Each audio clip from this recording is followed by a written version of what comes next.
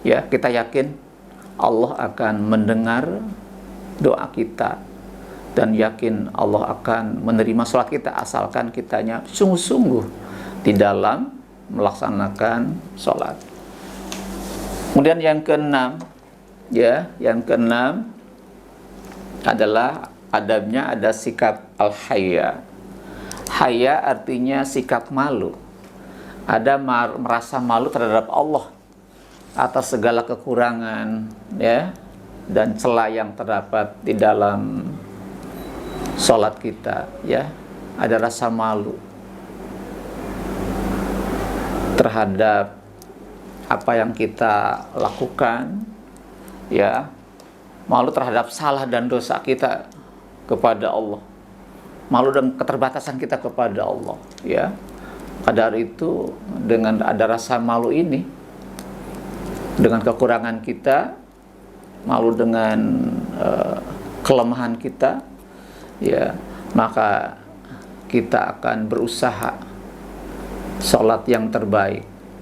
Kita malu sholatnya tidak serius, malu sholatnya bercanda, malu sholatnya main-main, atau malu dengan niat sholat kita bukan karena Allah, ya.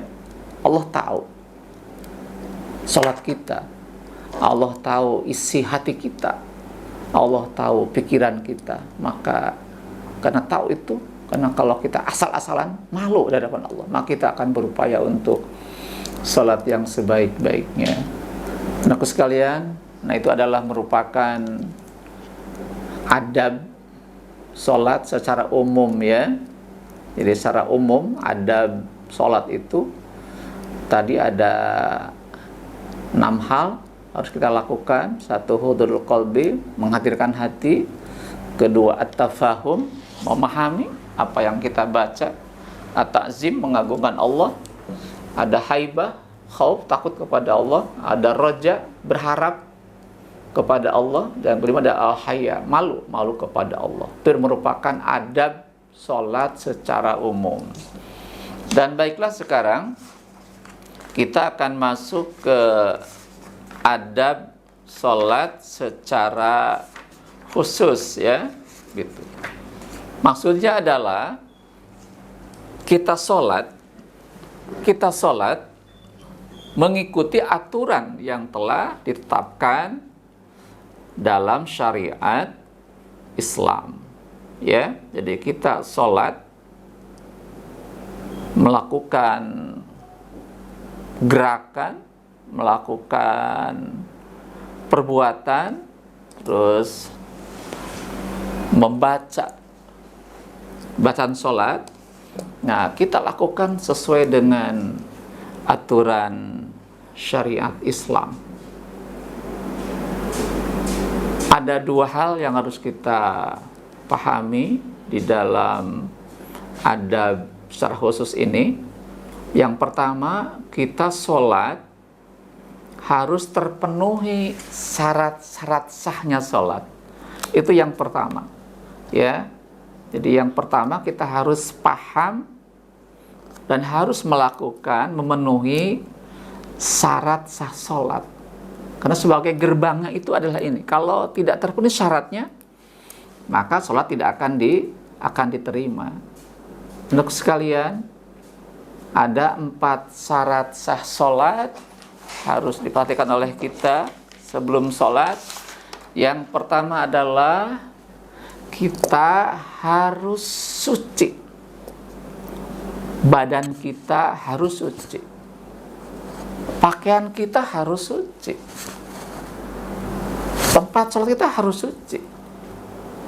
Tidak boleh menghadap Allah dalam keadaan kotor.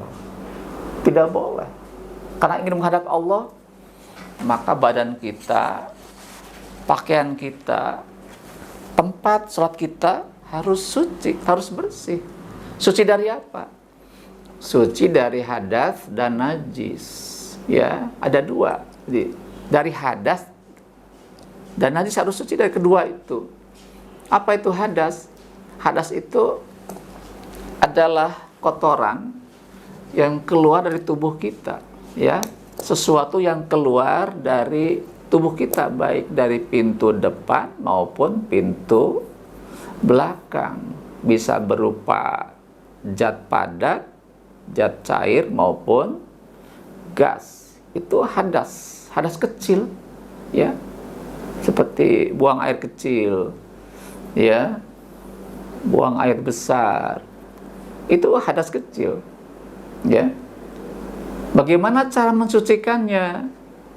Ya, adalah dengan cara berwudu.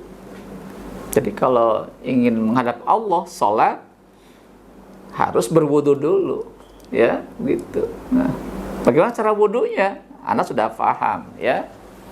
Wudu itu adalah rukunnya ada 6 kan, ya? Ada 6 rukun wudu. Yang pertama niat.